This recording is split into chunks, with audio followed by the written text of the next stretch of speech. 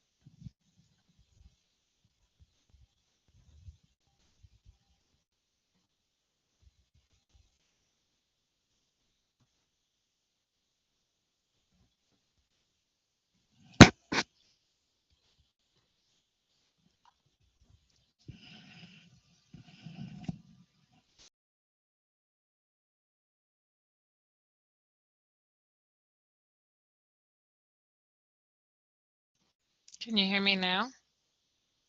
Oh, only people at home. Okay.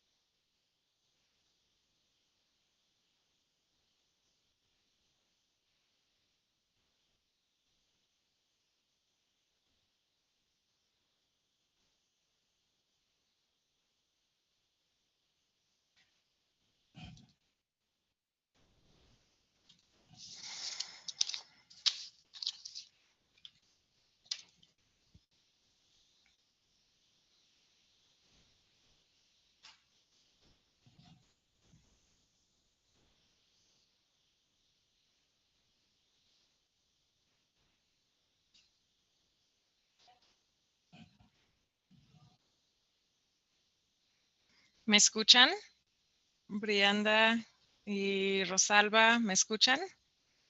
Pueden ponerle ahí en el chat si me pueden escuchar para ver que sí está trabajando todo.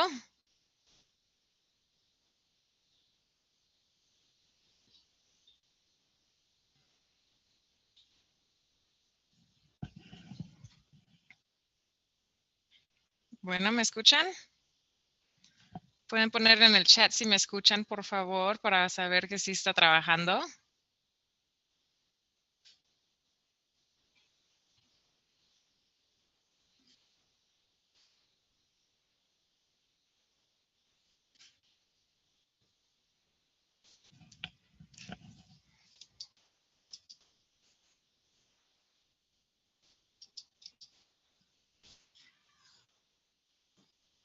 ¿Sí me escuchan?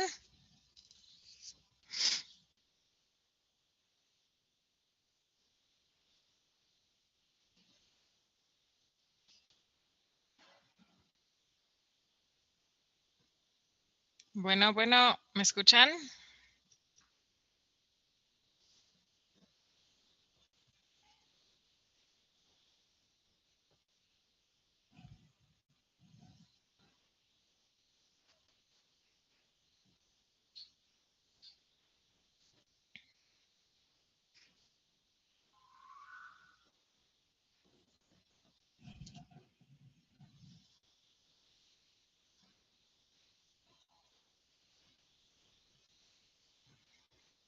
Hola, ¿me escuchan? Sí, no me escuchan. Brianda, Rosalba, no sé quién es la letra G. ¿Me escuchan o no me escuchan?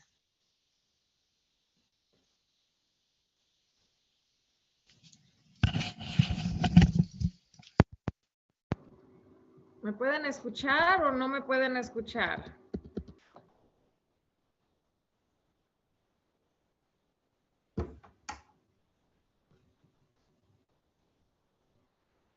¿Sí me escuchan? Brianda, Rosalba, ¿me escuchas?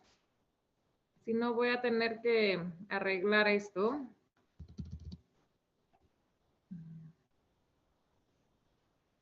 Hola, buenas noches. ¿Sí me escuchan?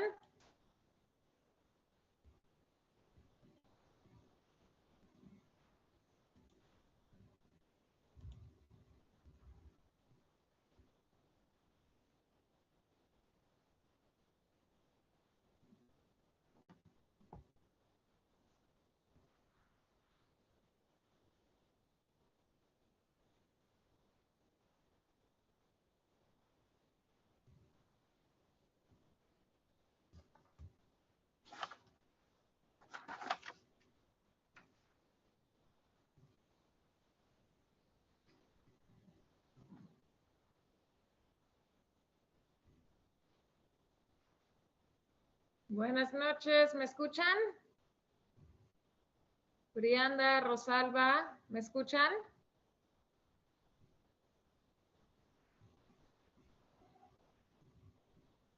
Bueno, buenas noches.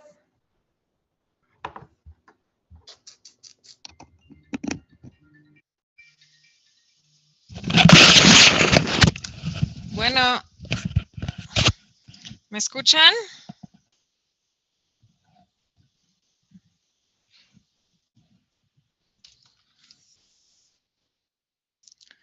No está trabajando esto, no creo. ¿Ah? ¿Sí? Pero sí me puedes escuchar. Oh my God.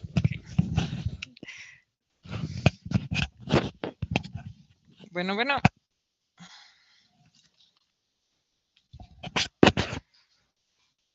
Ojalá me están escuchando bien.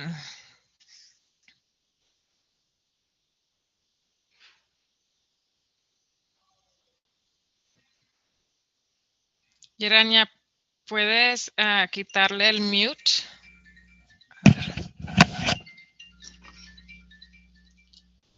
Bueno, hello. Hello.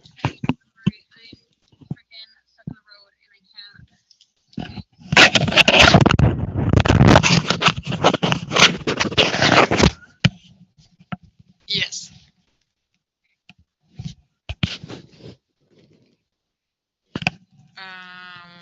It says interpreter, yes. But I don't see. Okay, now I see. On the globe. You mean the settings?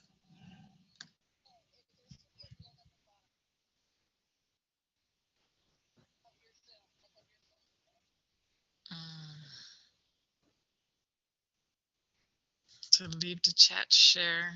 No, I don't see a globe.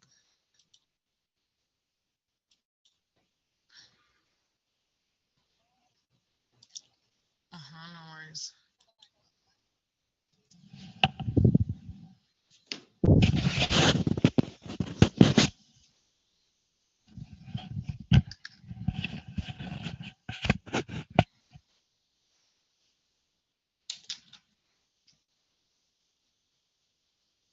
Ojalá me escuchan. Yo no puedo escuchar la junta ahorita, entonces vamos a arreglar todo esto y ojalá se resuelve todo.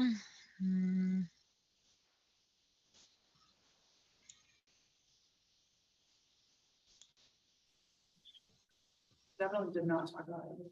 Okay, yeah.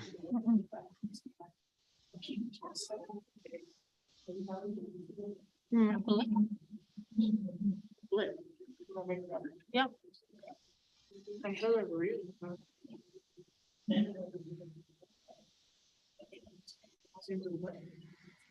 I remember all the other ones. You're on. Oh, we're good. Perfect timing, right? Halfway through.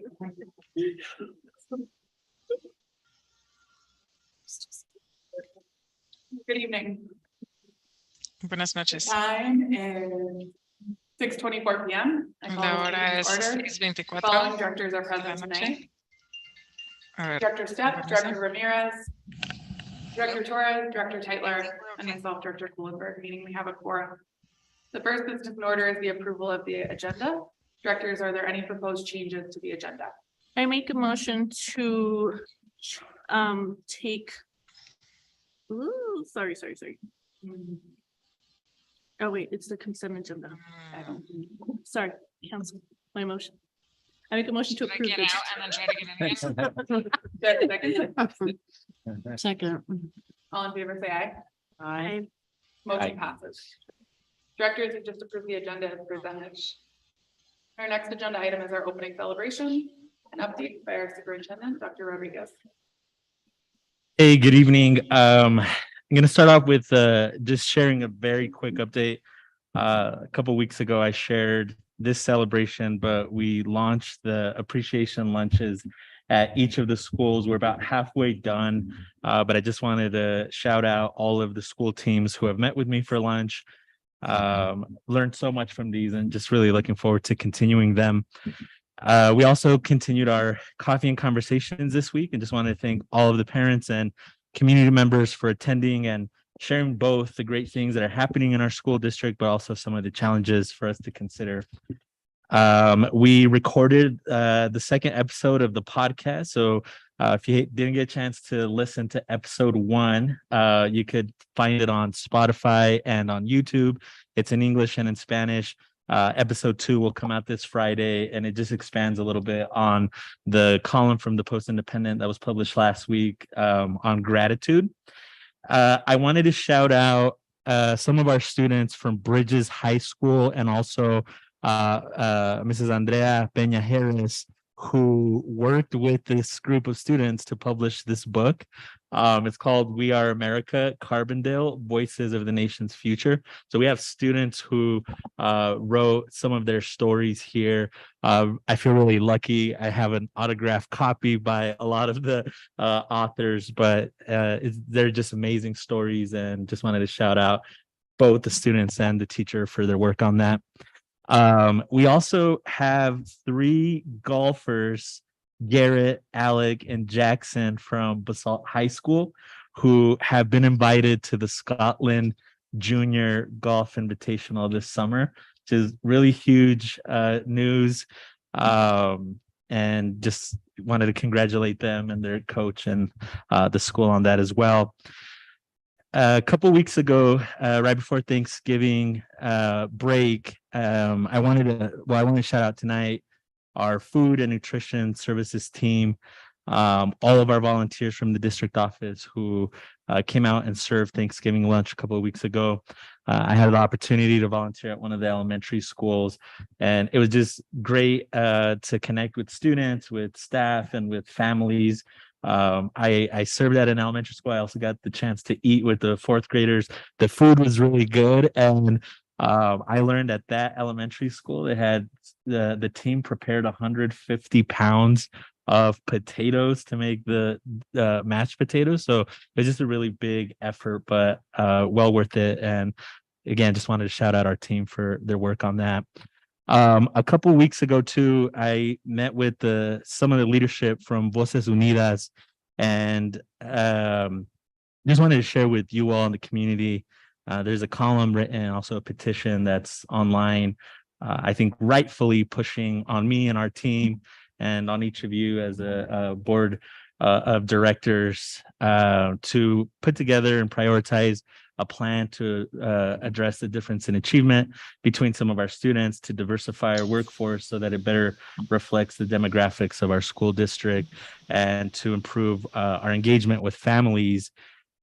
The team and I agree that that's the work that we need to be doing. Each of those three pushes align with one of our strategic initiatives this year. And so we look forward to providing you with some of those updates very soon. Also, just a quick shout out to our middle schools who hosted our 2-on-1 board visits this week. Thank you to the leaders and the staff there for hosting us and sharing so much of the great work that's happening there. And then last but not least, final shout out to our teachers and all of our IBB, certified IBB members, including directors Kulenberg and Teitler, for their engagement and our certified IBB launch today. We established our norms and we identified our shared interests, and I'm just very excited about our collaborative work that's to come this year. So thank you all for that. That concludes my celebrations and updates. Thank you. The next business in order is a budget update and quarterly financial presented by Chief Markham.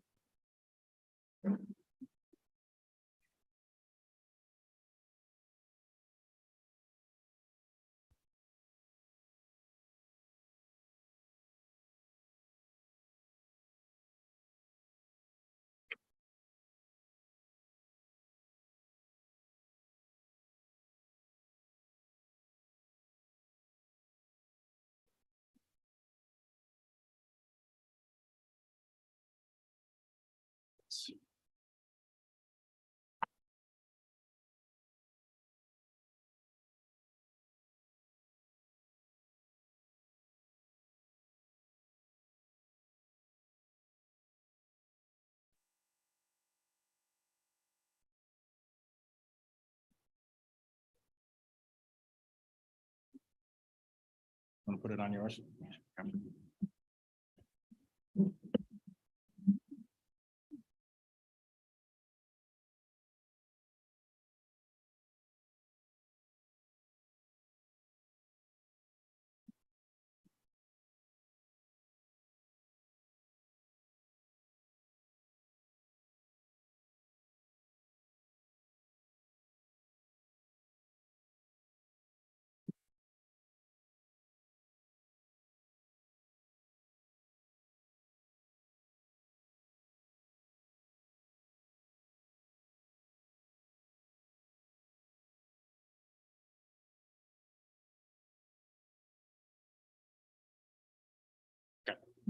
Thanks, Kelsey.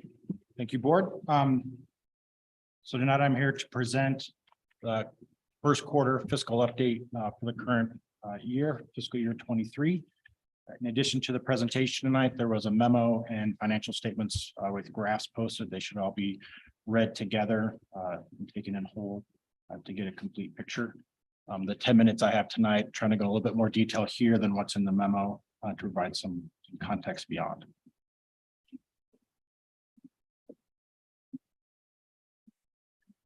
So we're going to start off with the general fund. The general fund is used to account for resources associated with general operations of the school district. It's essentially the lion's share of the work we do. We have other funds that contain food service. Designated purpose fund would house most of our grants as required, an insurance reserve fund and so on and so forth, that are for very specific purposes.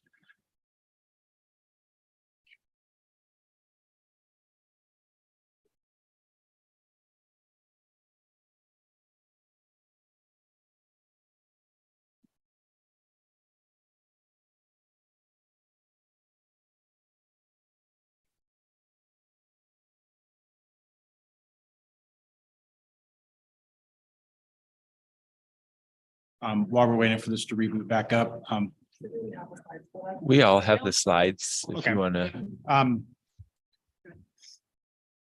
So on slide 4, we're going to start with general fund revenues. I will say that the format I'm using this year is a little bit of a deviation from prior years. It's kind of the CDE. I'll say recommended format. It's what they posted out there for quarterly fiscal reviews. So if things look a little bit different, that's why we're trying to align what we present with what CD expects of us. So the first thing is our revenues for the year, the general fund. We receive local revenue through mill levies and taxes, state revenue primarily in the form of state equalization. So that's the state share of our total program funding. And then federal revenue is received throughout the year, primarily through IDEA, which supports our special education program. It's important to remember this, the local share is very uneven. Property taxes are collected primarily in February through June. The rest of the year is very small. While the state revenue comes in, the equalization is in equal 1/12 installments. So we expect to be, I'm going to put in quotes, behind on collections, and we're not going to collect a quarter, 25% each quarter. We'll collect the lion's share in the first 6 months of next calendar year. Nathan, sorry. Yes. Okay, no, my bad.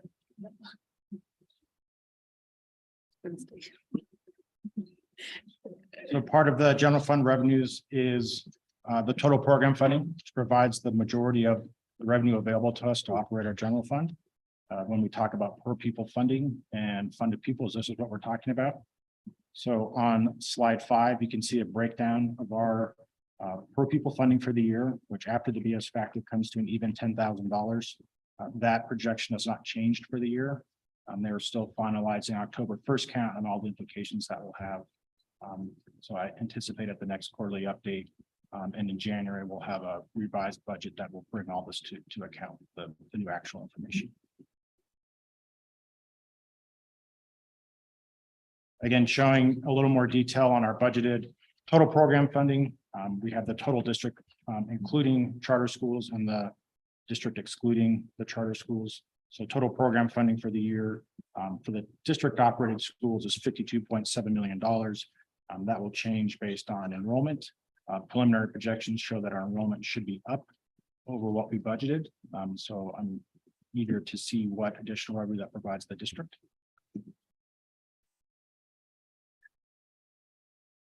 Then moving into expenditures. So how do we spend our general fund revenue that we collect? I spend, a majority of this presentation, the memo discussing salaries and benefits.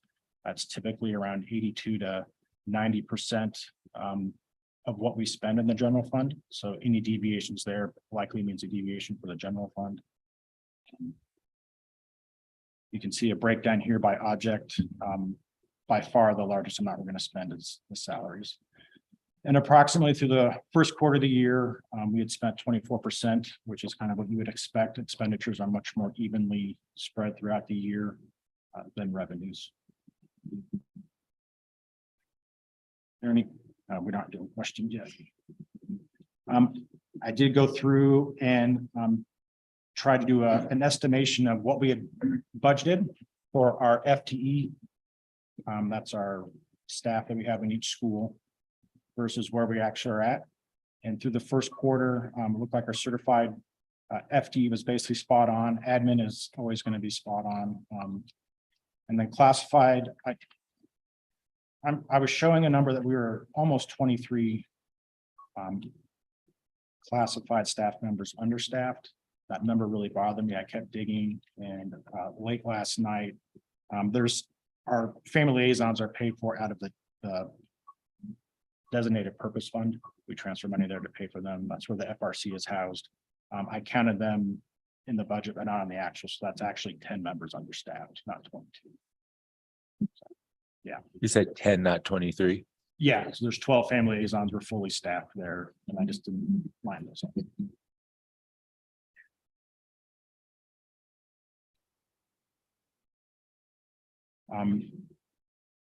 So overall assessment, through the first quarter, really no big surprises thus far. We're operating within our budget, like we're on track to meet our obligations for the year. Anticipate bringing an amended budget in January to allocate any unspent funds or funds that we anticipate to underspend for the year. Typically, we have been carrying money from one year to the next, building up reserves. I'd like to get in the habit of, when the taxpayers give us money for the current year, we spend it in the current year unless there's a good reason for us not to do that.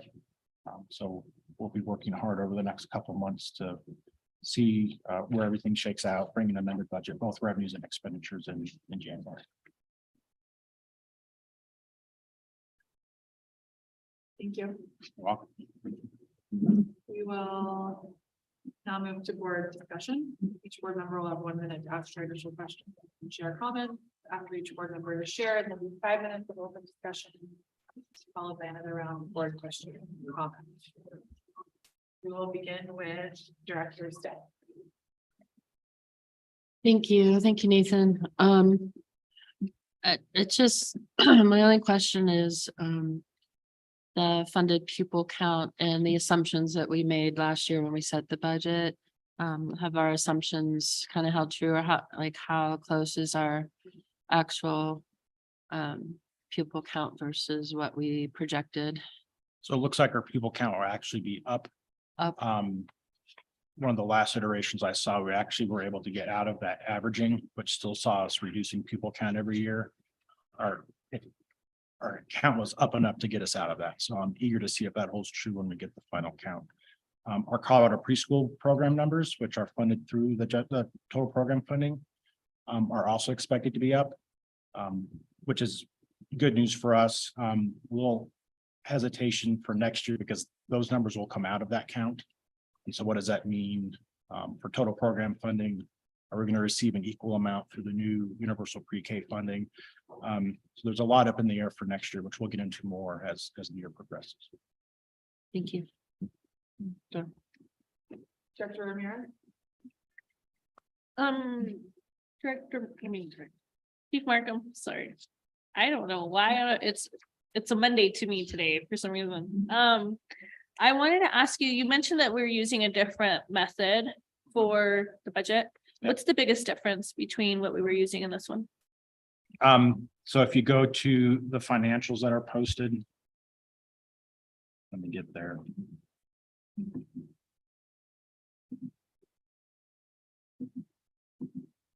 So for revenues, rather than having every single line item broken out, which is maybe 25 line items, some of which are, $5,000 of quote other, we're lumping everything into local, state, and federal at the moment. So the idea in the presentation was to show, total program funding looks like this as a part of local, state, and federal.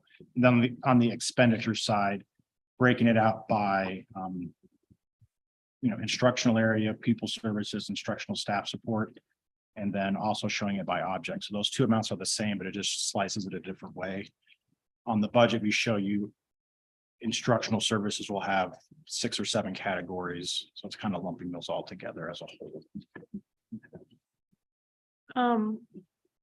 It's way more concise, and I feel like it's not as messy, right? Instead of having 500 numbers, you have to kind of wade through it. It's allows you to focus on the big picture. Thank you so much. I also had a question about, you mentioned on the budget expenditures, and I missed it, I'm sorry. You mentioned the negative 2261 was actually family liaisons? So the family liaisons were counted in the budget and I omitted them from the actual number. So that number is really 10 classified staff members that were understaffed. 10 classified staff. Yeah. Okay. And then I'm assuming that had an impact on our numbers, but is this current, this number that is on this PowerPoint, except for the 2261? No, so you would also, the dollars would also be reduced by, say, half. It's Okay. roughly, yeah. Okay. And that's if those positions aren't filled for the entire year. We're obviously working hard to fill those. Okay, thank you. And then I actually also had a question in regards to, conversation came up recently about,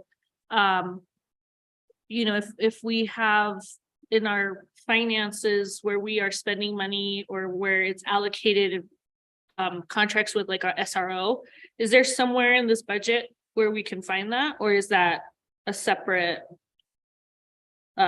financial document? Where you can find what now? I'm sorry, If we have a contract with the SRO, with the town. the town. Yep. Thank you. That's what I meant to say. Is that somewhere in this financial, or is this just specific to district and not an MOU? So any dollars we spend as a district will be in here. So that would be under likely a purchase service agreement. So it's not going to be personnel, because those aren't technically our employees, but we're paying for that service. It's a contract we have Yeah. outsourced. Okay. Yeah. Thank you. Director Torres? Yes, so just to make sure I'm reading this correctly too, so in the financials, the quarterly financial statement. I'm curious on page. Okay, the second page, expenditures by object. I see all these like pretty on target, 94%, 93, 117, pretty close. And then what is the other services that it looks like it was projected? And significant, like 22. So other 23%. objects is money we carry over. So it's basically budgeted reserve uses. So for example, curriculum instruction carries over money every year. That's held as a contingency until we move or decide where, and then we have to actually move money to one of the other objects. So it tends to be underspent until it's moved around. Okay. Thank you.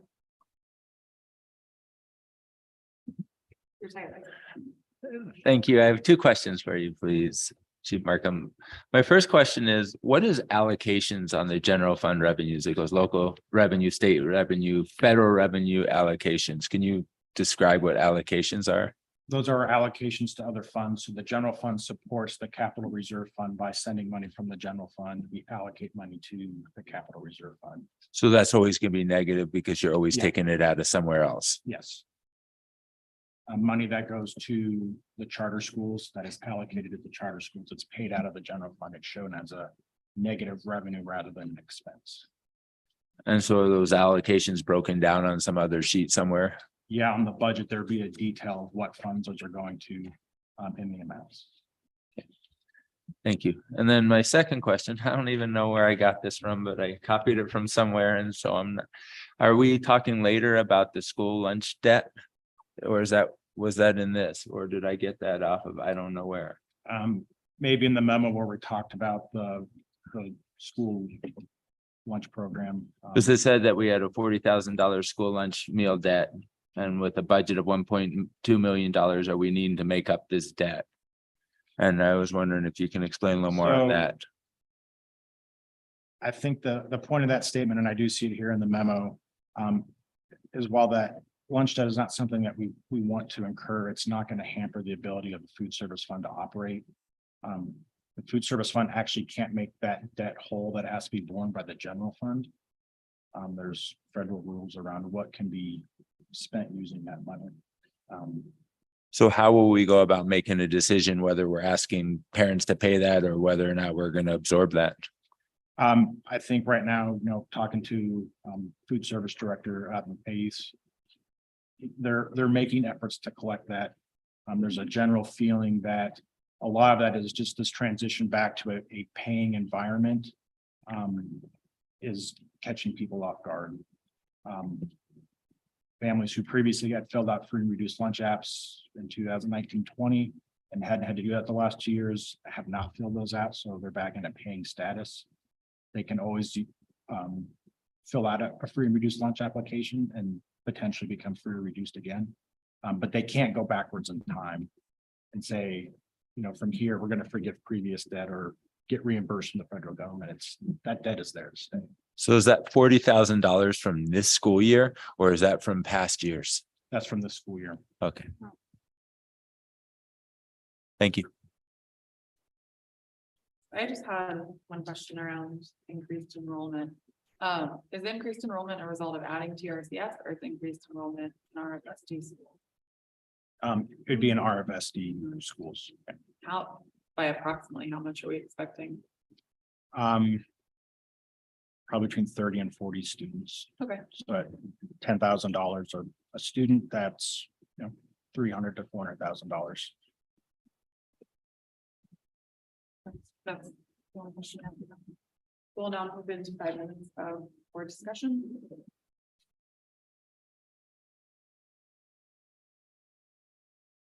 $40,000 on the school year is a lot of money for your lunch debt. Yeah. Didn't we have a discussion last year? I remember we were talking about whether or not we would be trying to collect those funds and whether or not that was a big enough amount for us to want to collect, or we had that discussion last year. School fees, because last year lunch was free. Oh, it was around school fees. Thank you. Yeah. And the disparity on the fees at different schools and. Right. that. And whether or not we would just want to pay those as a whole. And I think this is a really good. Again, to this conversation of like, what resources do we have in the valley and what foundations exist and what money exists in the valley, like. It's a lot of money, but I do think a lot of our families. Whether they didn't fill out the lunch application or forgot or whatever, like. This is a real. Lived experience right now that a lot of families are experiencing food insecurity, so I don't know how hard we want to be going at. Trying to get some of this money back from families when we know. That so clearly our kids need to be having breakfast and lunch whenever it's available to them. I'm curious how much of it is an inability to be able to pay, or how much of it is they just haven't even tried to pay because they didn't think they had to pay. That's true. I think another aspect of it, or that we've heard from Slaughter Elementary, was encouraging your child not to take breakfast or lunch if you packed them lunch, because kids were so used to being able to just go and get the food at school the last year without having to have a lunch account or have anything else attached to it. And so they asked us to actually have that conversation with our kids, not a free for all anymore. So if you have lunch in your backpack, don't go to the cafeteria and also get lunch. Right. And it's probably a combination, right? Like you would think there's Probably. absolutely food insecurities. I have no doubt that that's a serious issue with our housing. So expensive, everything is so expensive. In addition to the previous expectation that if I'm hungry, I just go grab a lunch. I don't like what my parents packed me. And then parents not even knowing that their kids are doing that. So getting a little bit more information to see where that's coming from, obviously. I think it would be also important, as Chief Markham was saying, to ask the parents to re-sign up for these free and reduced forms, because I know at least at the start of this school year, it wasn't handled, it was handled completely by the office. And so if there was just a one go and it didn't happen, there wasn't any follow-up from the teachers, I know at least, and at least at Carbondale Middle School. And so if there isn't that follow-up, maybe there needs to be more follow-up to get more people enrolled on the free and reduced form. There's been a pretty hard push for them. But I know at least at the start of this year, there was nothing, like it had always filtered through the teachers at least, and I don't know how it went through just the office, but I don't know how much follow-up there was. But then a proposition just passed for free meals for all. When was the last election? It was a new proposition.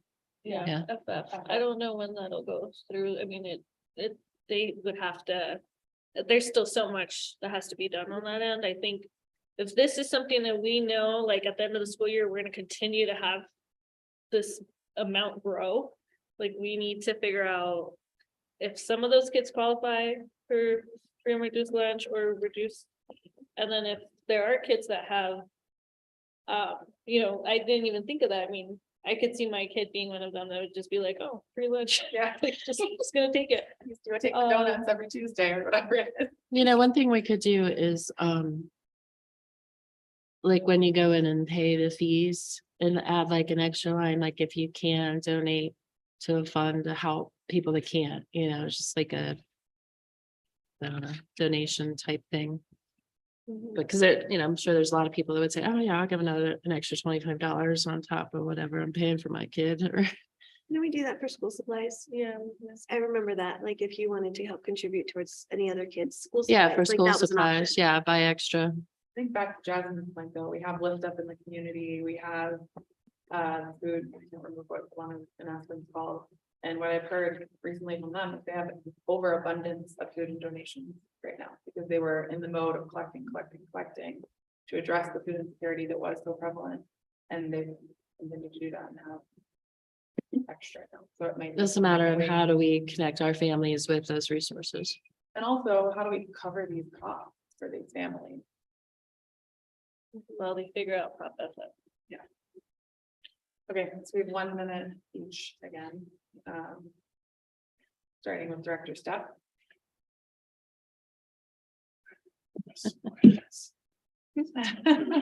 Well, that was my one question is with the new proposition that passed, maybe kicking in by next school year.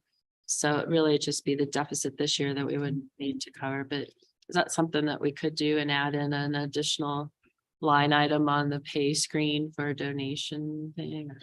So it'll have to be kind of school by school, as far as the donation, each school manages their payment page, and we could certainly look at doing that. I will say on the free lunch, proposition that just passed, that doesn't waive the need for free and reduced lunch applications, because basically the state will make up the difference between what the federal government won't.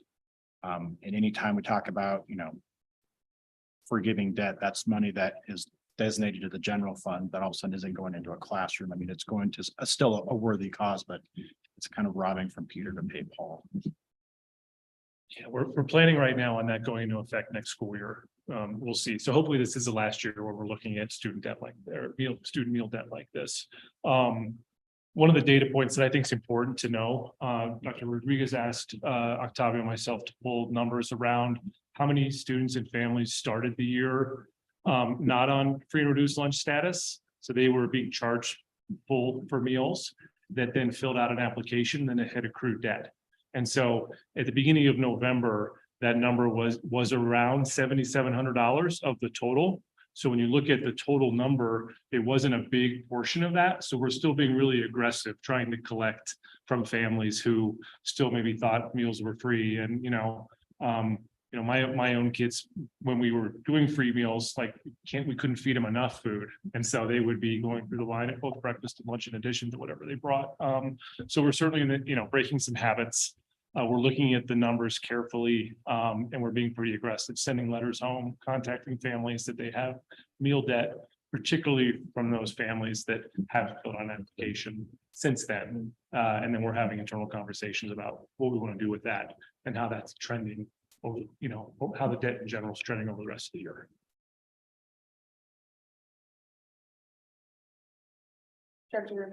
Yeah, well, I appreciate that. I think that, especially if we're gonna separate by what schools have the most debt. I hate even saying that when it relates to food.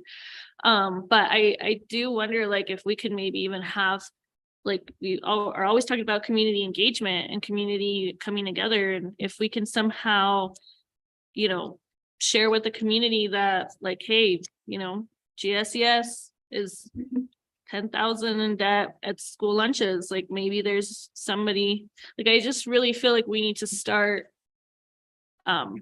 asking for support in some of these areas where we all know that our students are the ones that are going to benefit from. So, I hope that we can find that thank you guys for already doing some of that work. And I hope that we can continue to find the best way to help families, because, even though we're past the pandemic, I still feel that we're in it. So thank you. That's a strategy that we've implemented in the past. It's worked pretty well. It has been a little bit hit or miss depending on the school. But I think we could do a more widespread effort to see what we can kind of support, we can drum up. Thanks. Dr. Torres? Well, this popped into my mind was you were mentioning the letters that go out to students, families, that perhaps had maybe not even realize that this balance is occurring. Anywhere on that form, is there a space to indicate unable to cover this, or please provide me with additional resources? We tend to drive families to filling out the application in those letters. That if you're receiving this bill and you know, and you do qualify for reduced lunch, here's how you access the form. I don't know if we're asking for feedback around, I'm unable to, it's something we can take a look at, but we're not currently doing that.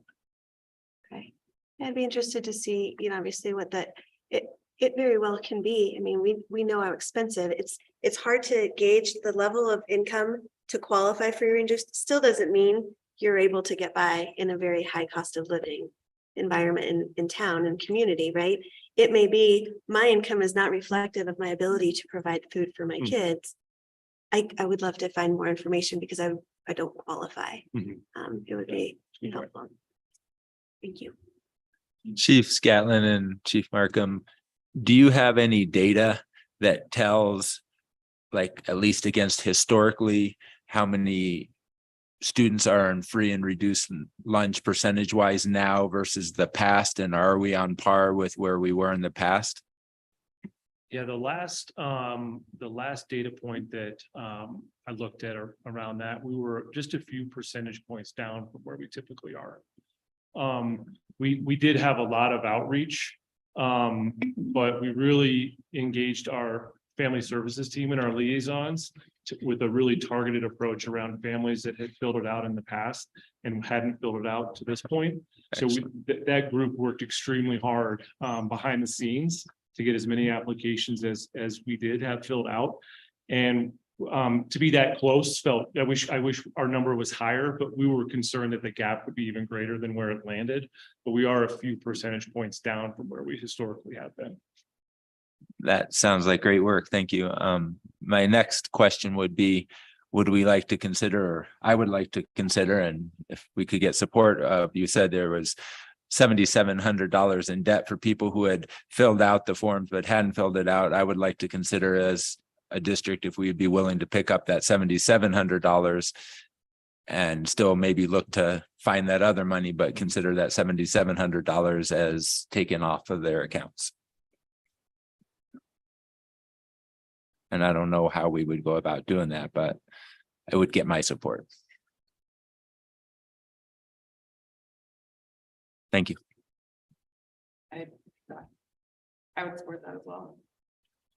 I think that would be something that the board would help to motion and take action on. But while we have you up here, Chief Gatlin, the only other thing in the budget update that caught my eye was, one, I was pleasantly surprised that we hadn't overspent on capital projects. And I'm just curious if you anticipate that we will overspend by the end of the year. I know there's still contingency in there, but as costs have increased and everything else, that the one area we laid out a number of projects. Yeah, it's a good question. You know, as far as where we are right now, where we're trending, I think we're having some capacity and availability issues for some of the projects, so we haven't completed them yet. And so I actually did a capital project review with Eric, our facilities director, yesterday. And there's still quite a few projects that haven't been completed yet. And so we could take a look at, you know, the projects that are completed and where those are tracking against the allocated budgets for those. I don't have that off the top of my head, but I think we're on track. yeah, okay, so that's good news. Pleasantly surprised. We'll take that. Yeah, and that, I mean, that team's working hard to get all those done, but it's a long list and there's still progress to be made, so we'll see. Great. Thank you both. Yeah. Really appreciate it. Thank you as always, Chief Markham, for breaking it down into digestible format for us. At this time, we would welcome members of the public who have signed up to address the board, but there are 0 speakers signed up tonight. Members of the public who wish to share their views with the board may also do so in writing at any time. For this evening's public comment, we also received 0 written comments. So the next business in order is the approval of the consent agenda, which includes routine personnel, minutes from our previous board meeting, approval of proposed policies, IHBK, IGA, GDD, GCBD/GDBG/BD, GBGK and GBGI on final reading. And repeal of current policies IGD, IF, IFA-2, IFB, and EEAB. Directors, are there any items that you would like to pull off the consent agenda for a separate discussion and vote? Madam Chair, I'd like to pull item F, policy EEAB. Okay. Are there any other items that you wish to pull off the consent agenda?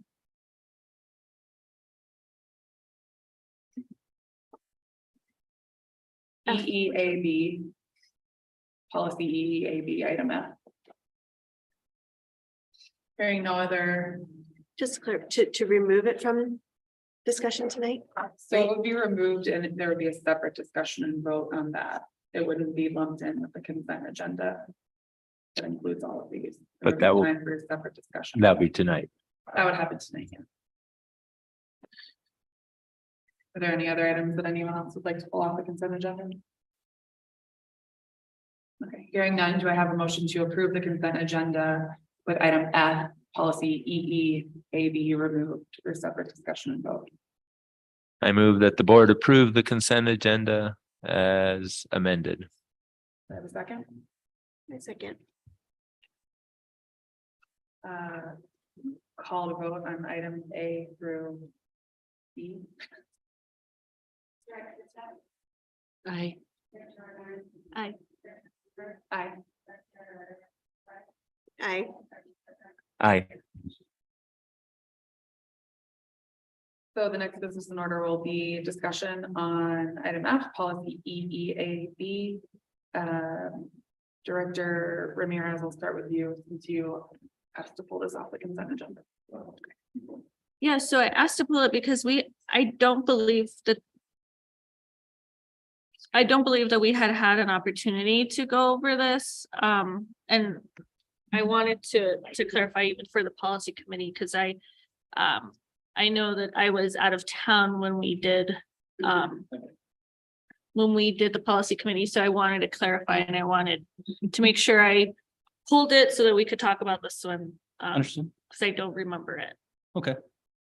And so we'll follow the format that we always follow with a minute for each director, 5 minutes of discussion, followed by another minute. My bad, sorry. No, and we'll start with you, Director Ramirez, if you pulled it. And we'll go to it that way. So if you wanna, Ask question. yes, So, I wanted to know if you could give us an update on why this is up for repeal. I know like we have the other policies that are around bus on the agenda tonight for first reading, but I'm not sure why this one was lumped in for repeal for this agenda. The majority of the points in this were absorbed into the other policies that are up for discussion tonight.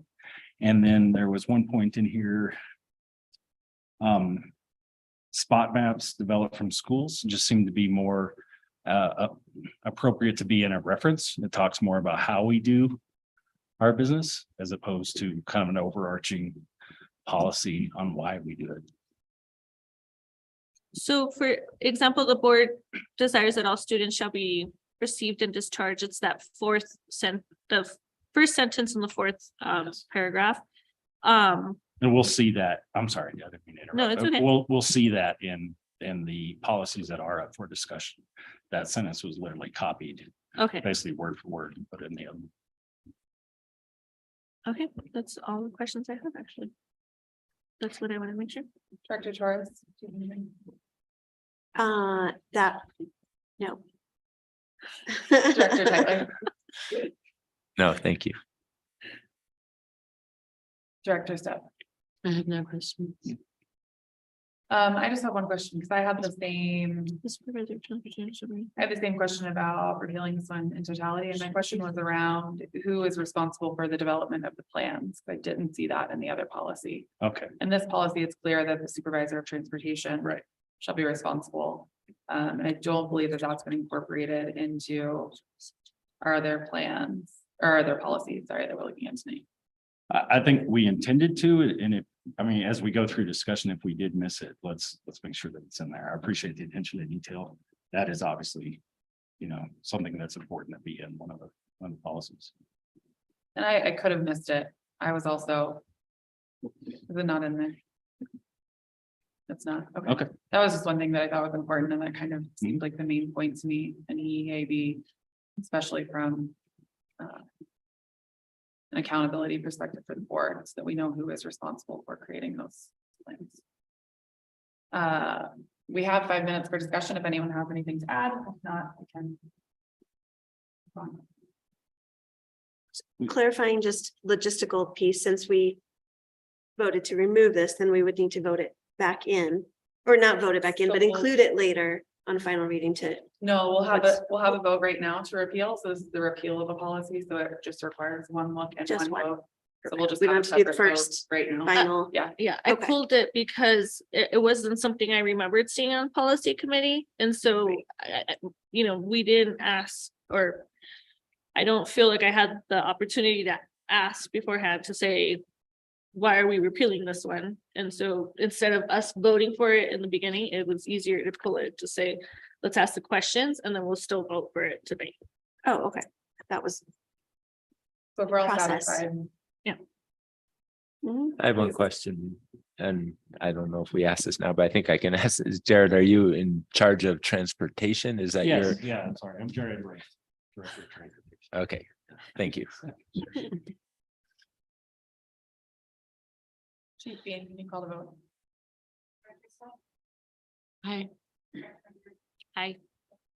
Aye. Aye. Aye. Thank you. Where are we? Okay, so. Jared, you can step down if you'd like. Okay, A couple thanks. other items if you want to hang there. Why don't we do the transportation ones now, so he doesn't have to sit around and wait? We didn't Can amend we, the agenda, Can we but if we want to. amend the agenda? We want to, I'm fine with that. We can jump ahead to. This is Item section D. D under items for action, transportation policies. I make a motion to move section D before B.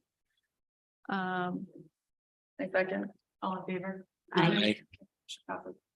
Next business in order is discussion on proposed policies EEA, EEAE, and JICE. Or JICC, excuse me, and we will begin with Director Ramirez. Wait, I wasn't ready. Okay.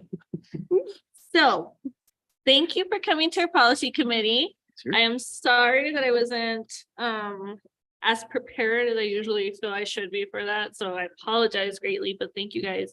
I do have some questions, and so we're starting on EEA. Okay. So on that first paragraph, we have some language, the student transportation is not a requirement of any school district, but a privilege. And I know when we first had our policy committee meeting, I had some questions around that language. I'm wondering if it would hinder us in any way to remove those first two sentences in this policy.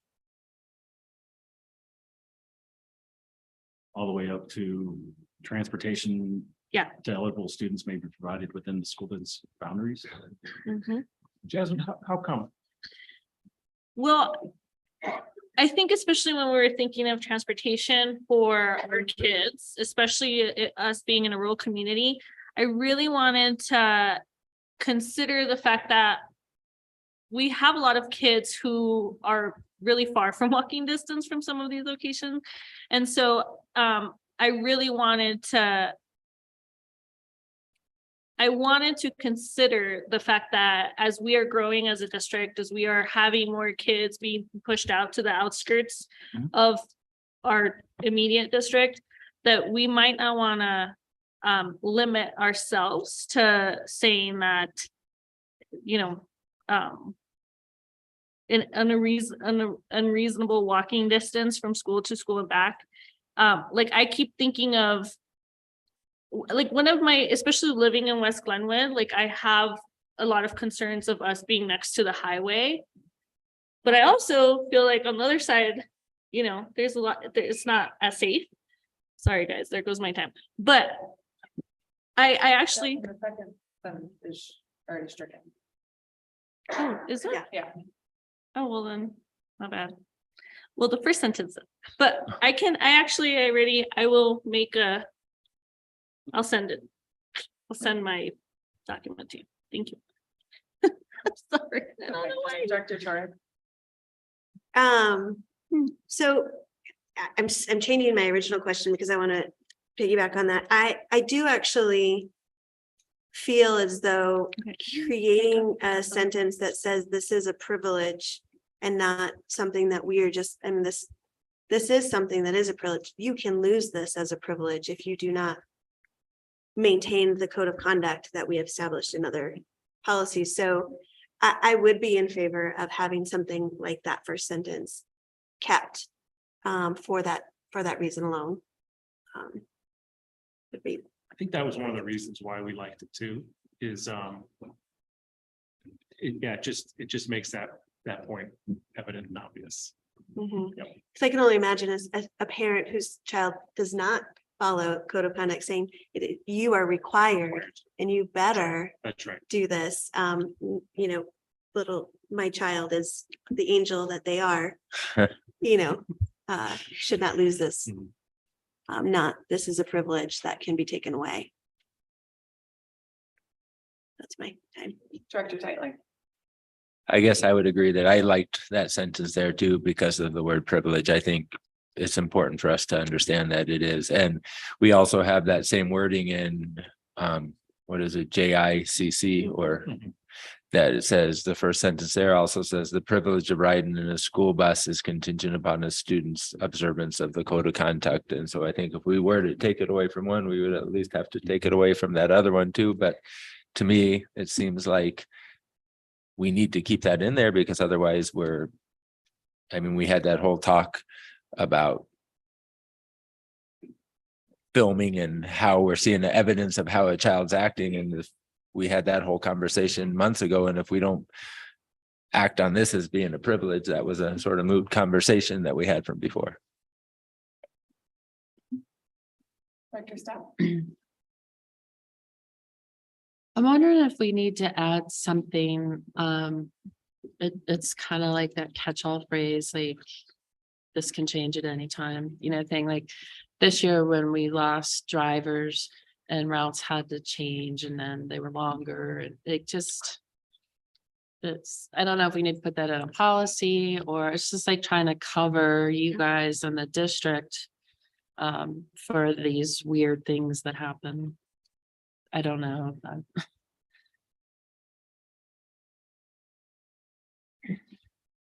Would that be more the regulation side, or would that be, we want that spelled out in this policy, just so we have clarity around where we would put that? I don't know. Okay. That's something we can look Yeah, into. absolutely. But you're talking about determining the length of routes and geographic boundaries and terrain, but you might also just add in like depending on resources or, available resources or something like that.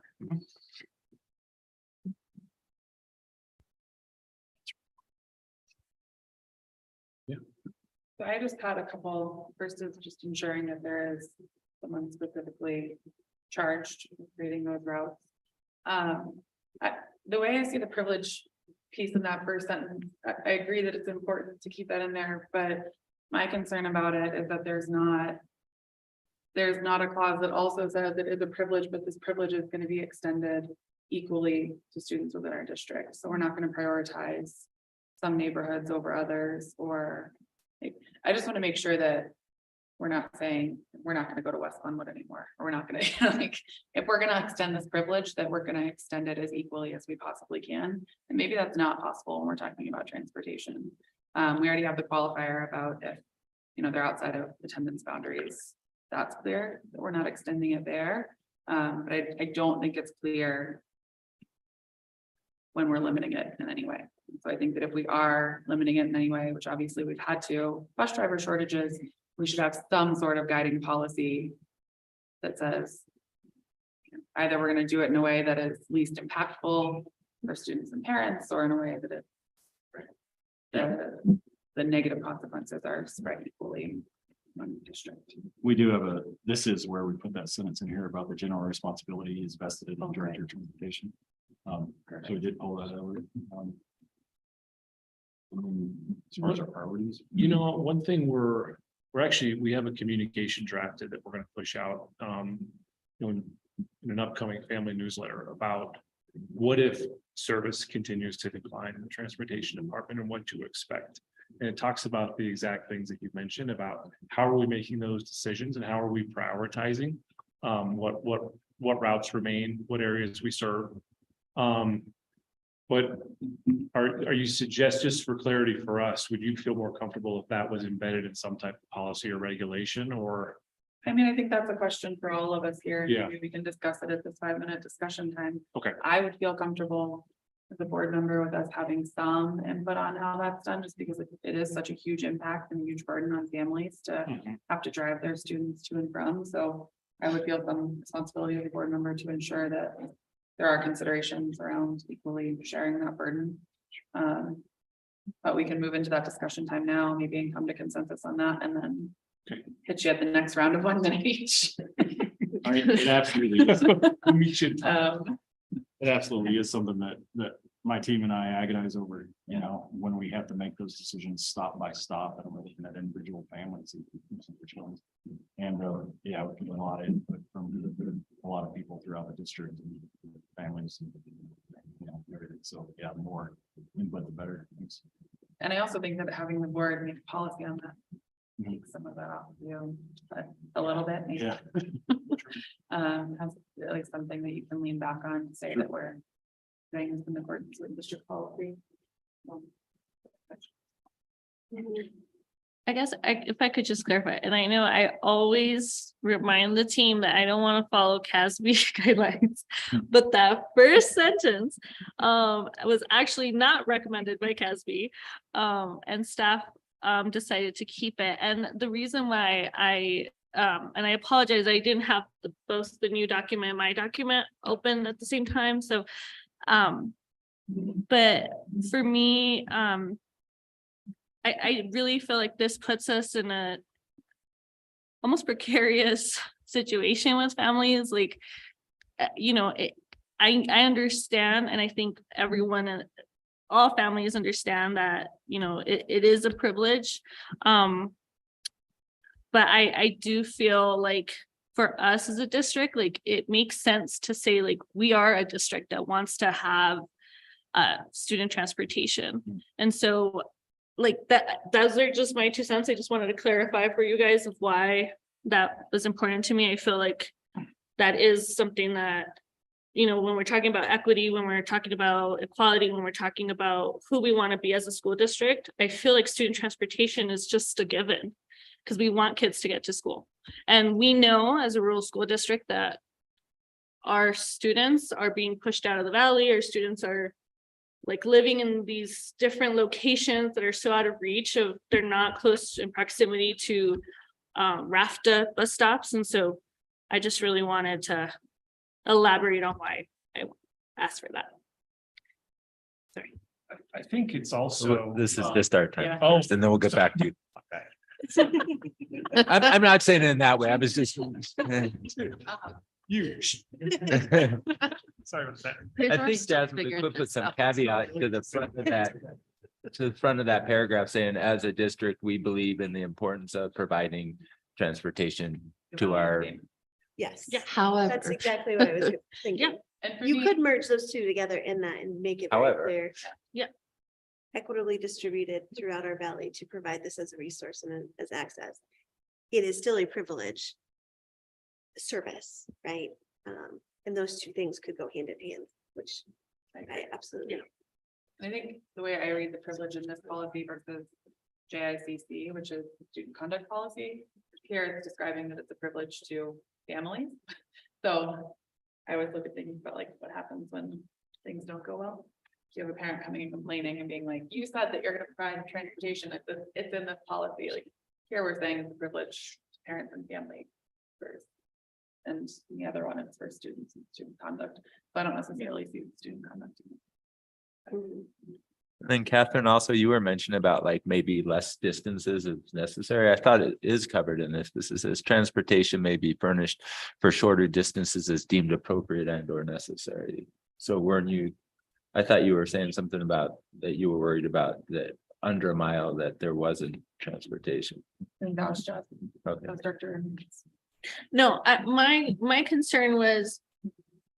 My concern is that on the West Glenwood side, because it's so close to the highway. And the stop is on that side. In the morning, when I'm taking my kiddo to school, I'm seeing kids out there waiting for their stop, and it's like. Along that I-70 corridor with all the conversations happening right now. I mean, it's hard to not be like, oh, I wish there was a adult there supervising her. So we're down to a minute left in our Yeah. time. Do we want to have any discussion around when we're limiting lengths, the third paragraph and that? Yeah. Policy EA. Or feel about that, to provide an additional. Trying to be a policy, we're comfortable leaving it as is.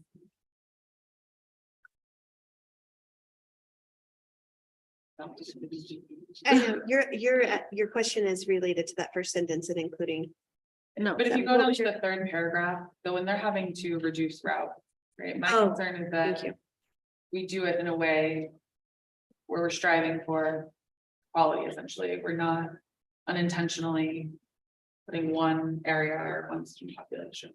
Right. And I do wonder if part of that is adding language of like, how will we notify?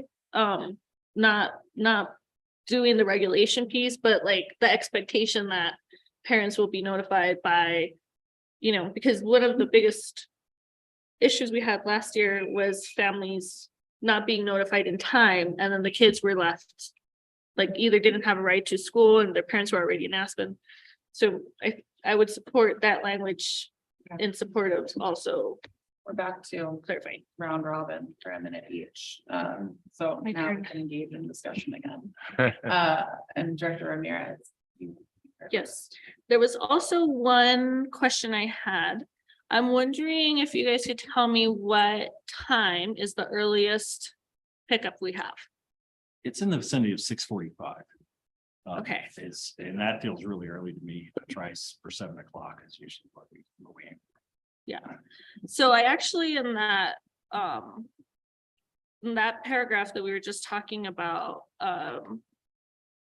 which is the third one, I was hoping, which is the fourth one, I was hoping we could add some language around, no student shall be picked up by the bus earlier than 6:30, 6:45. Like, I feel it's super early, but I feel like if there's an expectation that we're gonna strive for later in the day, I mean, not later in the day, but later in the morning, I would appreciate that being laid out.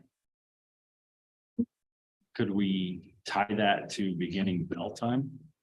And be, an offset an hour and a half from that or something, so that we're not tied to a specific time of day. Would that make sense as well? Yeah, I mean, that would make sense, except for the fact that I'm just putting it out. Like, if we were to change bell schedules. Yeah. I'm just Right. pointing that out, so. I Yeah, would so- support however you guys want to word it, as long as it says like. It's not gonna be earlier than 6:30. Director Schwartz, No additional questions. Director Tyler. The only thing I would follow up on what Director Ramirez said, I think it is important that we look at bell schedules, because if we're looking to pick up a kid that's on our furthest bus route away, which might take an hour or an hour and 15 minutes to get to school. And then we're saying this is when school's starting. And then we're saying we can't run a bus there because that's within our voids us on our policy. I think we really do need to make sure that it is set upon the bell schedule and not a specific time. I think that's of importance. Or else the school start time needs to be changed then. But if the school start time is not going to be changed, I don't think we should say, oh, we're not going to offer transportation because it doesn't jive with this. Director Step. Have you ever looked at a student safety patrol program. Yeah, I was one when I was, Yeah. get the little sash. and You go to safety camp in the summer and I don't know. My daughter. To help the bus drivers, you know. We've instituted that at some of our more troublesome bus stops in particular. And then we've also have something that's going on the school buses. We call it our dual ambassador program, where we have kind of our dual language ambassador program is kind of a safety program on the bus where we have a set of student translators that help us out, you know, with bus behavior and stuff on some of the buses. Yeah, we're constantly looking for those kind of partnerships. My last question is around JICC, and I noted in there that I was uncomfortable with the due warning. That seems vague to me. It's the third paragraph in JICC where it says after due warning. We added in qualifying language as aligned with the discipline matrix. Where is the discipline matrix? Is my question. I don't think I've ever seen that. So I'm just curious where that tool lives and if we can either link it or we can identify the specific policy that lives in. Yeah. In the policy. Okay.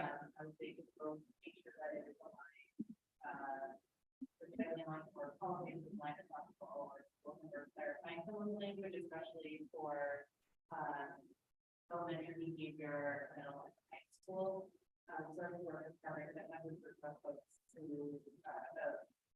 School leaders who would like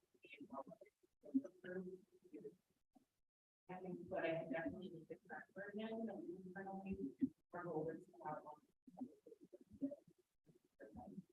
Excellent. Yeah, I mean, as long as it's linked once it's publicly posted, I'm fine with that. I just think there should be some ability to. Thank you. Could I just real quick, because it came up as a question earlier around when we are looking at doing the unfortunate situation of reductions. I just want to mention kind of the criteria that we talked about, just as a kind of plant the seed with y'all, so you know. And then I'm looking at the communication that we haven't sent out yet, but we identified 4 major factors that we use when we look to when we're looking to reduce service. The first one being around density and maintaining service for the largest number of students possible.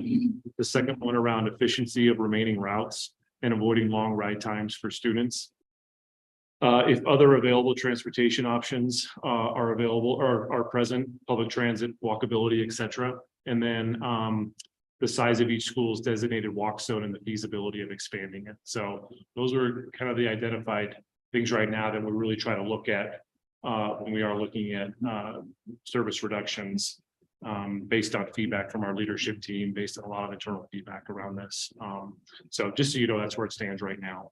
And like Jared said, it is agonizing when we are faced with this, knowing that the impact's very real on our families. And I know that that really hurts us that we're not able to, you know, it's in our best interest to provide as much service as possible for our kids and our families. So. Thank you. That's helpful. And thank you both very much for your work on this, being here tonight. Any questions? I wanted to thank Jared for wearing the shirt that he wore tonight. We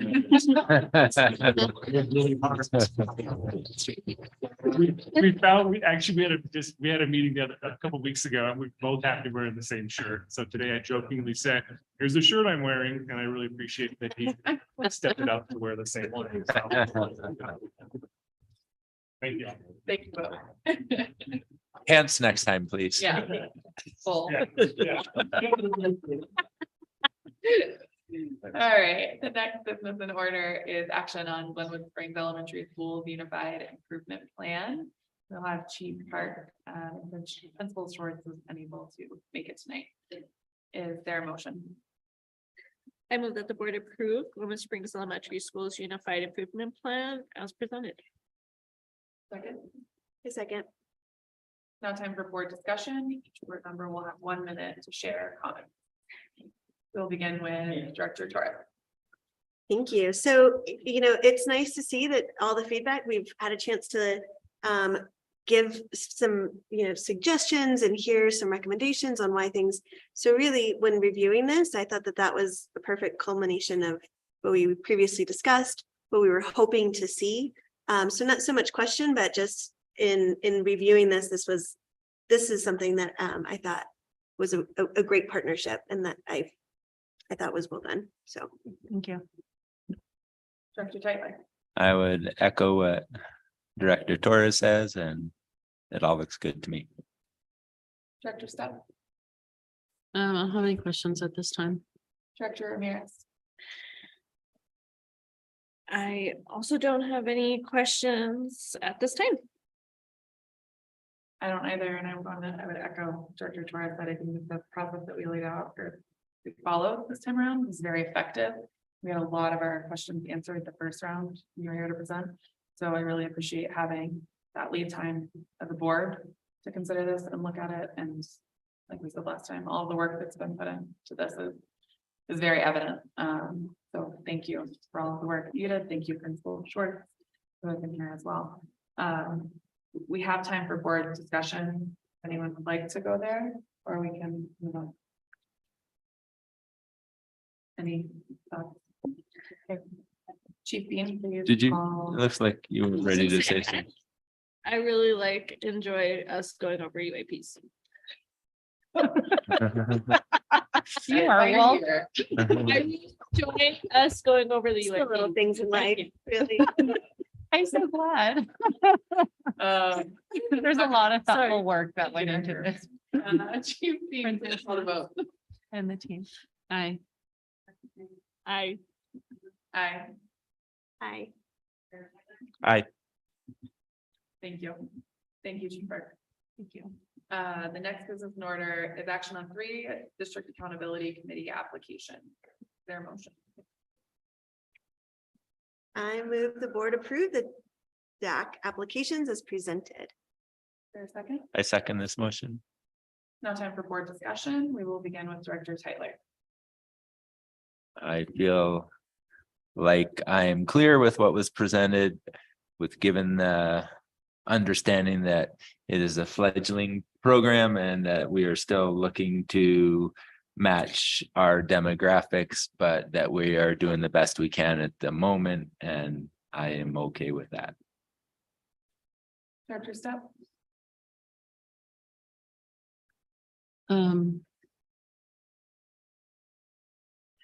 I think, I mean, I agree. I mean, I'm glad we're getting more engagement and building it that needs to be built, right?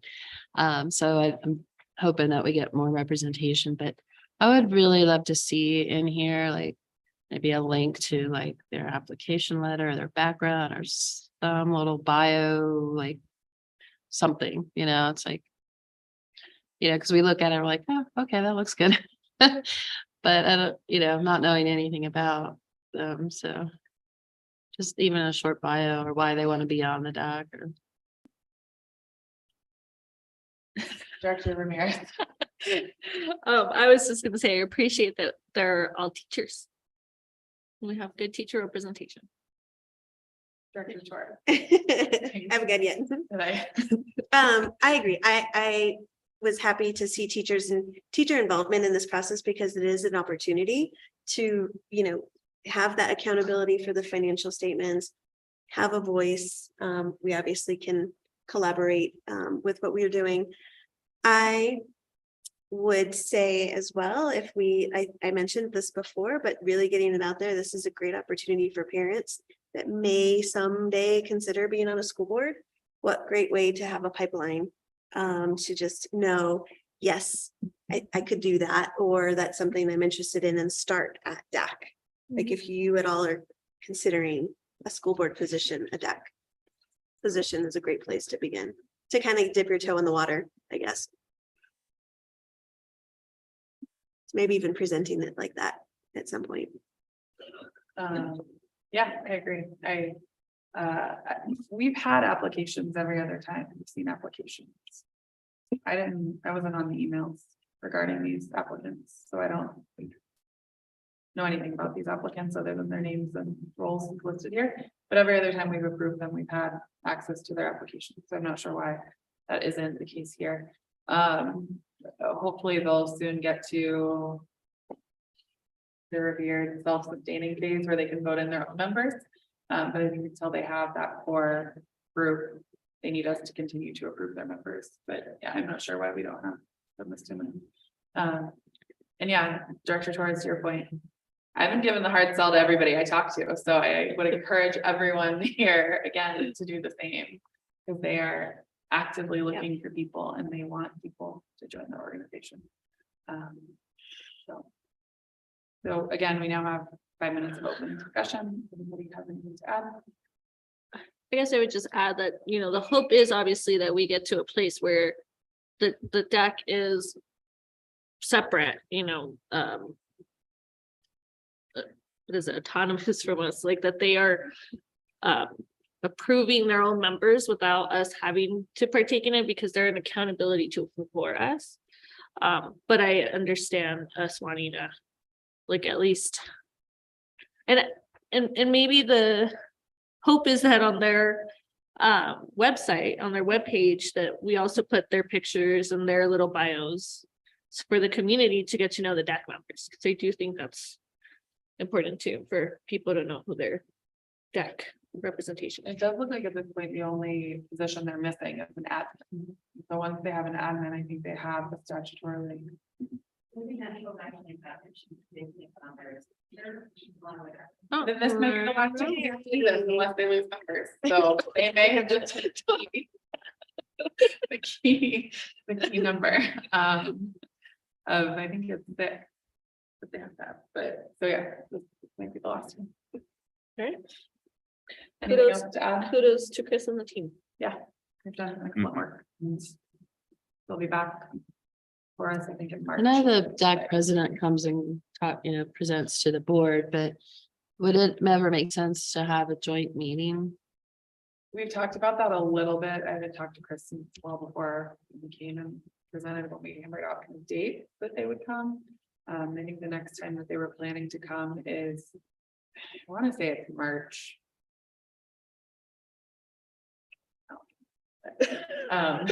I think it was in March, and we talked about having them come at a work session, so it could be more interactive and with more of their group there. Because at that point, they would have more concrete recommendations. This first presentation is what we're hoping to present to you all in the future. Anything else? Does anyone have anything to add if we do another 1 minute? Okay. We will move on. The next business in order is discussion on proposed policies. IG, IJ. Not need to We have to vote vote. first. Oh. Sorry, what we did. No, call the vote. Right. Aye. Aye. Aye. Aye. Thank you.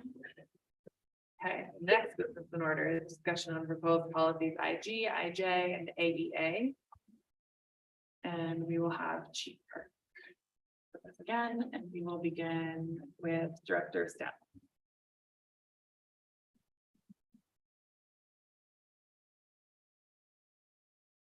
I don't have any questions at this time.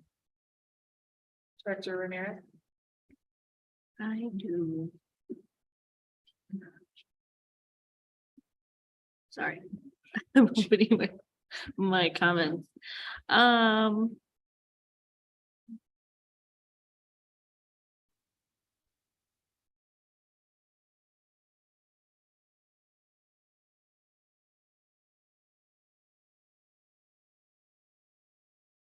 You know what, I guess I don't have any questions. Thank you. Director Torres. I was curious, especially after our work session earlier this evening, and I thought it was fantastic, the vision that was presented, as well as the I think there was one component I remembered hearing, culturally relevant or culturally aware curriculum. I didn't see that in any of the policy. Is that, did I miss it? Oh, I did see On IJ, instructional resources and materials. On all instructional resources and materials will be supported district's educational objectives. In that line, it says, and provide a range of materials with diversity of appeal and different points of view. Is that sufficient? I just thought how it was presented in that work session today Yeah. was well written. And I wonder if there can be something like that added in. Because that's all I could find, diversity of appeal and different points of view. Just to clarify, are you asking specifically to be added into IG, the curriculum review and adoption policy? And because I know it is present in IJ. IJ is where it's that diversity of appeal and different points of view, but I don't know if that's sufficient or if that can be used in the IG in curriculum review and adoption where that's actually a component of review. You know what I mean? Like that's. Am I articulating this? You think I was the one in IBB all day? No, I think what I'm hearing is, and I guess this is how I see the two policies different. One is on the policy of the review and adoption process, and then the other is the types of the instructional resources materials. But I think that the note about putting in more specific language about cultural relevance could be incorporated into IG.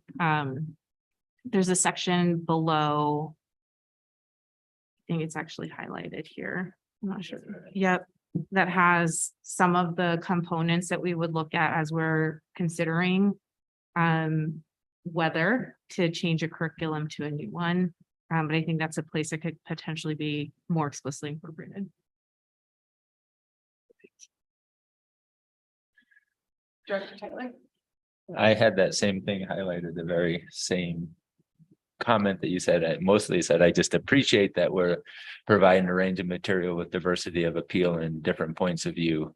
So I think that's very important that we do that as we do adopt curriculum material. So I appreciated that. And the other one I had for AEA for standards-based education, it said that in the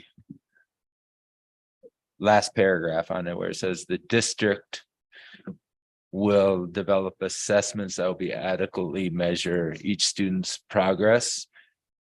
Do we have is it the district that is making those assessments, or is it the curriculum that we're going to be using that will show whether or not we are measuring student success? It seemed like a funny thing in saying that the district will do that. And is that something like we are so in all of these curricular areas, the district is coming up with this assessment? Not currently. And I think that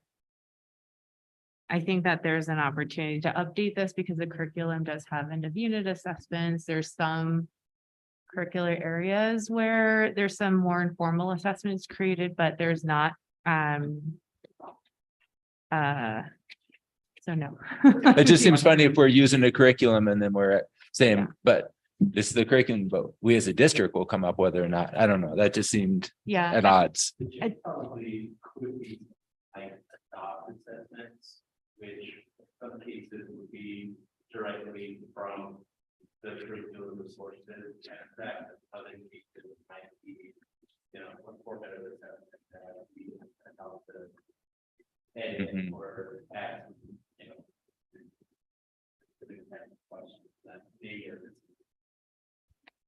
That's it. Thank you. So my question is not about a specific policy, but just is the presentation that we just received during the work session and the process that was followed. Do you think that that aligns with this policy, with IG specifically, the adoption policy? So is that in practice what we would expect going forward, in your opinion? Or Under new policy IG. Yep, and I specify for tier 1 subject curriculum, universal instruction. Because, in the case where there is potentially like intervention, there's a lot. This was one of the questions that came up in the committee. Is this everything? There's a lot.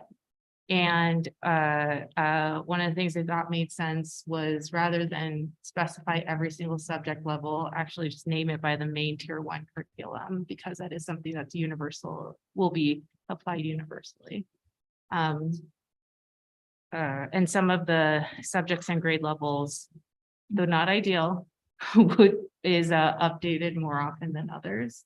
But we actually don't want to lead with changing curriculum too often, because the intent is that we actually select one that's really good, appropriately support teams to be able to implement, execute it really well, and ensure that it's actually leading to strong results. But process-wise, yes, for tier 1. The tier 1 subject curriculum limiting. Does that language align with the statute of what the board is responsible for approving? Yeah. Limiting it in that way, CASB's language isn't. I know we rejected CASB's language there and went with this language, and I would just want to ensure that that still aligns with the actual statute. You're looking at IEP. The last sentence in the first paragraph. Saying that only tier 1 curriculum will be presented to the board for approval. Versus all new programs versus a study. Versus a study, which is what CASB recommended. I would just want to ensure that by limiting it only to tier 1 curriculum, that we're not inadvertently outside of what's statutorily required for the board to do. I haven't looked at the statute in a long time, so I don't know. I think we can check with Brent on that. Can I have my 1 minute back? Oh, did I skip you? No, Oh. I passed because I didn't have a question, but now I do. We're in board discussion time, so yeah. Although you can't ask a question of Chief Park right now, in board discussion time, but then we'll go back around. You'll get a minute back again. And so the jumping through each director is hard for me to mentally. Do you want to start our 5-minute discussion? Yeah. Director staff. Oh, I mean. I was just going back to what we talked about with the math and curriculum that, I think you said the middle school was, or the high school was very prescriptive, and the middle school was just kind of like, they figured it out, but again, back to your question is like, is this policy going to prevent that? Well, we'll just figure it out and do it, and be more, have this process, but I don't know if that's a policy or that's more procedural. I think that it would. I think it would eliminate that option for the middle school I think Michael called it grassroots curriculum adoption. I think that would eliminate the option for grassroots curriculum adoption within the districts. Yeah, that was my question, is like, is this, the changes in this policy would prevent that from happening? That's how I see this, because it seems so well structured. I mean, what we saw earlier in our work session is what you hope when I think about what we're tasked with as a school board, and we're looking at our school district curriculum is foundational, right? And we want to make sure that the policy that we've approved is a guiding, a guiding force to say, this is what you go through if you want to change our curriculum. You know what I mean? Which is governance. And if you don't have a policy that maybe hasn't been reviewed since 1998, it's one of those, all right, let's do this. And that's probably why there was a grassroots.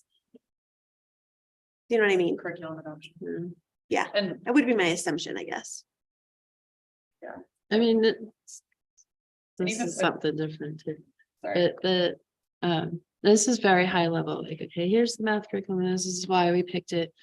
But I remember last year when, somebody came in and said, you're teaching our kids to be racist because you're teaching CRT. And I'm like, I have no idea if we're teaching CRT. Like, I'd assume that we're not, but it's like that level of what's being taught in history classes, what's being taught, and and so this is very, very high level, like when we adopt a curriculum, and then how much academic freedom do instructors have to implement that curriculum, you know? But when somebody comes to us and says, you shouldn't be teaching this in your school district, and we're in charge of curriculum, and I'm like, I don't know if we're teaching that.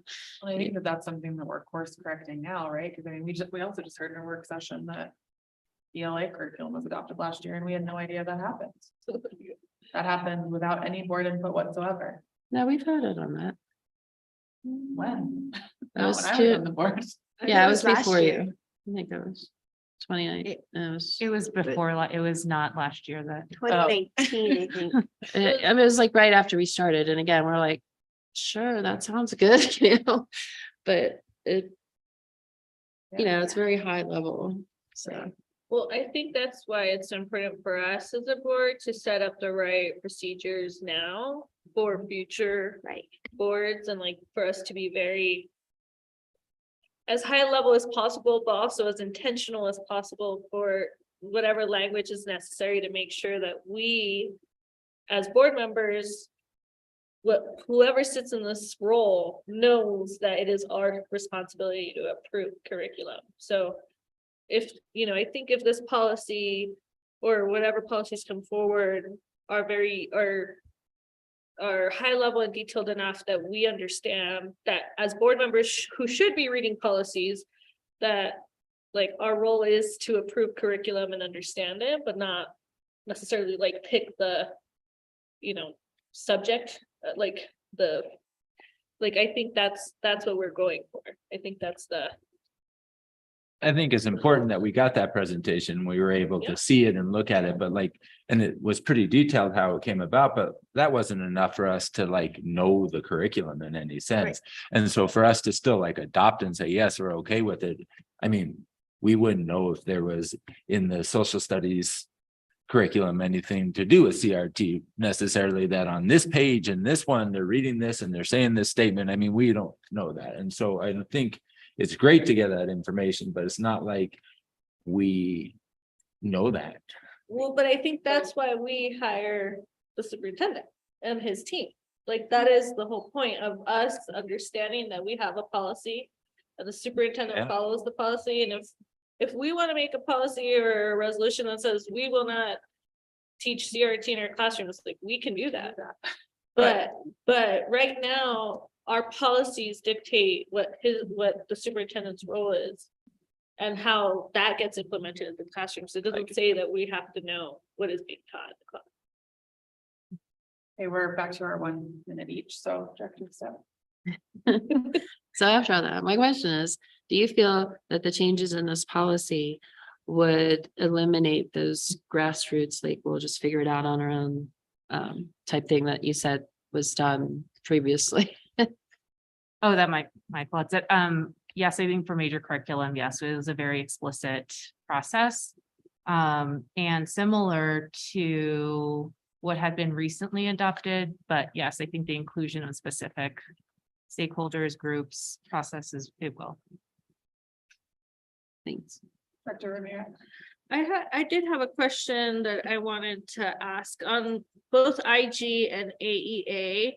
We mentioned and we've added state or national academic standards. Is there a reason why we added national? Some of them, like science or NGSS, is the national standards, and some are the state Colorado standards. Okay, and does the state not have standards on science? They do, but the NGSS standards are more rigorous. And so what we would try to say is we'll take the more rigorous standards. So the next generation science standards are more rigorous than the Colorado state ones. The language was also changed from district created standards because many years ago, my understanding is that the district created its own standards, but that is not done anymore. Thank you. Director Torres. You answered my question before. No questions. Director Zeitler. I would just like to say, I appreciate hearing that when we adopt curriculum, we are basing it on a hopeful longer term outlook on it, because getting a new curriculum every I think it used to be 5 to 7 years, you'd be changing curriculum, and if it's working, there's no reason to reinvent the wheel, and I think that's important that we're looking at curriculum now, not so much on a cycle of this year it's your turn, this year it's your turn, but as needed for something to change, and I think that's a positive step. So I did just look up the statute and I don't think that that language is sufficient.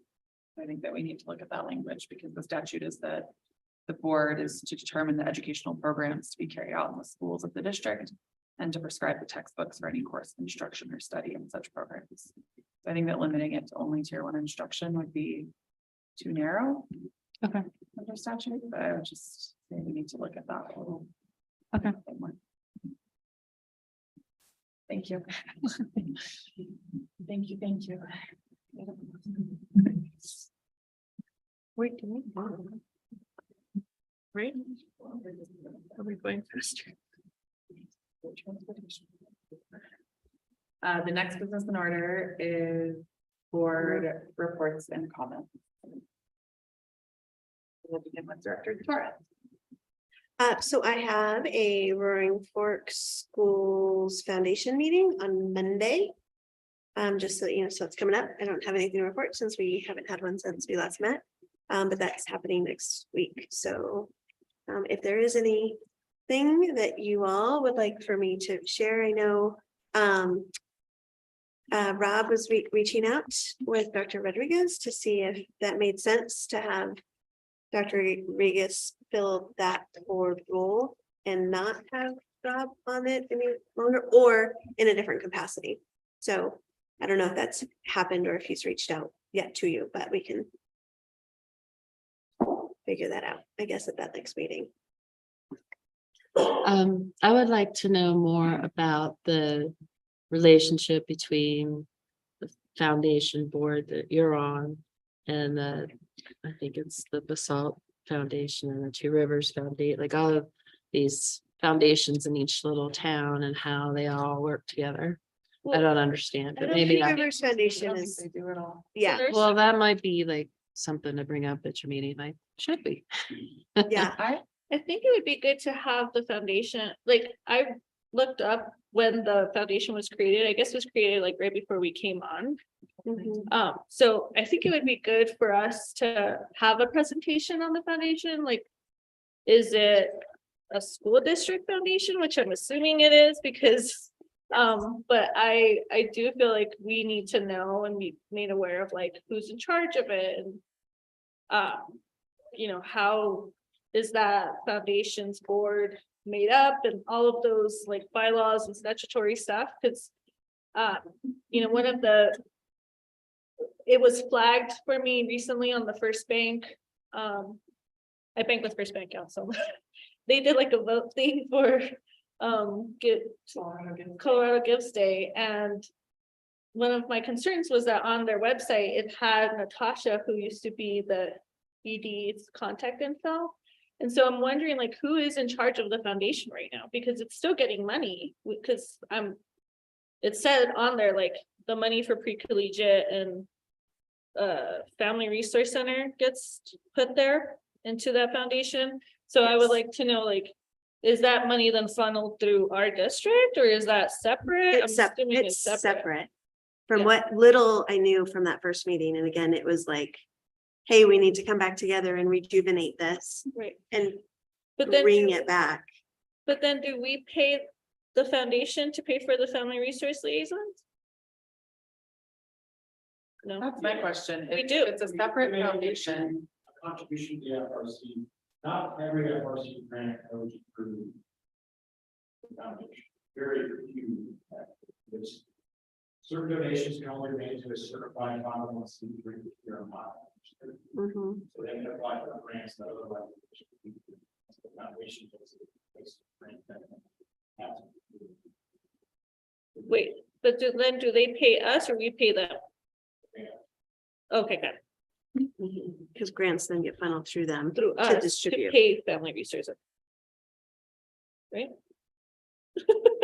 I think we need, Yeah. yeah. Yes. Back to where you So started. my question to them at this next meeting would be to create, here, let's put together the bylaws, obviously, what the structure is, how they're funded, and possibly put together more details to present to the board on how that partnership works. Yeah. Or I can provide obviously the updates in our board update. Thank you. Anything else from Director Torres? That's it for now. Director Titler. I have been attending some weekly meetings with Chief Gatlin on our housing project. And some timelines are coming into view. That there's gonna be a P and Z meeting with the town in mid-February. Then in mid-March, the town will review it. And still looking for an August 2024 move-in time. And right now, with our working with FCI as our housing firm that's hoping to build our housing, they're getting to the point where they're gonna have the cost of what they say. They gave us a anticipated cost, and that was the information that we reviewed with Chief Gatlin when we were in our work session, but they're gonna come back with the actual cost of, this is actually how much it's gonna cost after doing bids and putting bids out. And hopefully that will be similar to what they told us, and we'll see whether reserves are needed or not at that point. Thank you. Director Stepp. Right before Thanksgiving, I was invited to the CTE task force of the district that Ben is heading up as a CMC partner, not a board member, but it was all for the high school principals and their CTE faculty. And they were working on, creating those pathways. And then the next step is to get certified with the state as a CTE program, which makes us eligible for some grant funding. So it was really a positive, exciting conversations and more that need to continue happening, but it's aligning really well with the pathways, either to post-secondary credentials or, careers. So really close. And the two pathways that they're working on are construction, which includes carpentry and HVAC, and computer science or computer programming.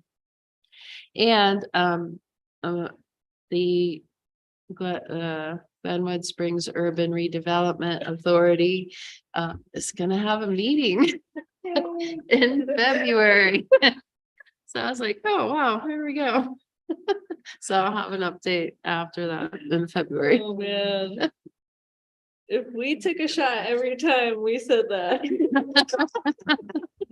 All right. What a journey. Ramirez. I guess I would just add that I would really love for us to have a conversation at our board retreat about our schools, like just the how do I say, redistribution of how our schools, which board member is in charge of which ones. I think it'd be a good conversation for us to have as a group of like, what does that look like now and what could it look like moving forward? Like a redistricting, Not redistricting. gerrymandering. That's what I put her.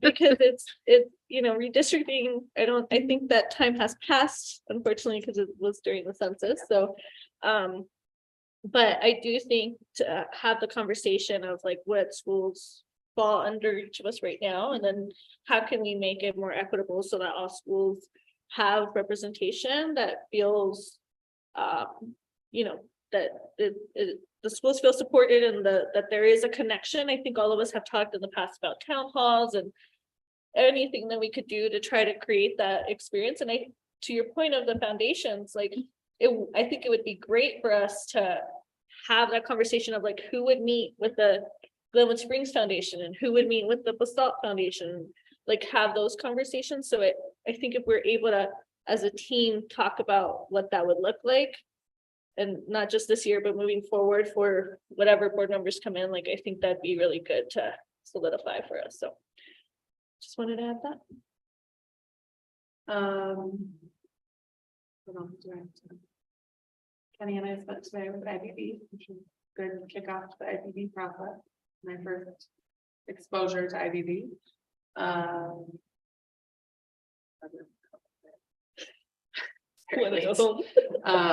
agree. I do agree with you, Dr. Ramirez, though. I think there are some things that would be important to hammer out, especially since we're heading into an election year next year.